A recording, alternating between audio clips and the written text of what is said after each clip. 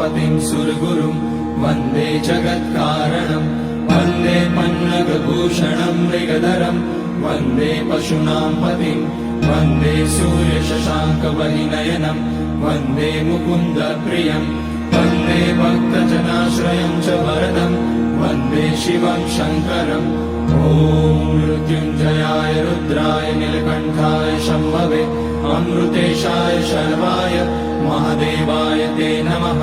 नमस्तेऽस्तु भगवन् विश्वेश्वराय महादेवाय त्र्यम्बकाय त्रिपुरान्तकाय त्रिकाग्निकालाय कालाग्निरुद्राय नीलकण्ठाय मृत्युञ्जयाय सर्वेश्वराय सदाशिवाय श्रीमान् महादेवाय नमः। ॐ नमः शम्भवाय च मयोभवाय च नमः शङ्कराय च मयस्कराय च नमः शिवाय च शिवधराय च ॐ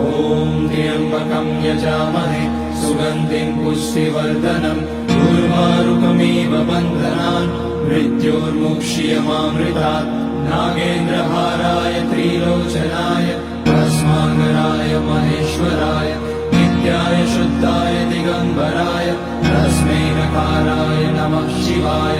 मन्दाकिनी सलिलचन्दनचर्चिताय नन्दीश्वर प्रणतनाथ महेश्वराय मन्दारपुष्य बहुपुष्य सुपूजिताय तस्मै मकाराय नमः शिवाय शिवाय गौरीवदनाब्जवृन्द सूर्याय रक्षाध्वरनाशकाय श्रीनीलकण्ठाय वृषध्वजाय तस्मै शिकाराय नमः शिवाय वसिष्ठकुम्भोद्भवगौतमाय रवीन्द्रदेवार्चितशेखराय चन्द्रार्कवैश्वानरलोचनाय तस्मै वकाराय नमः शिवाय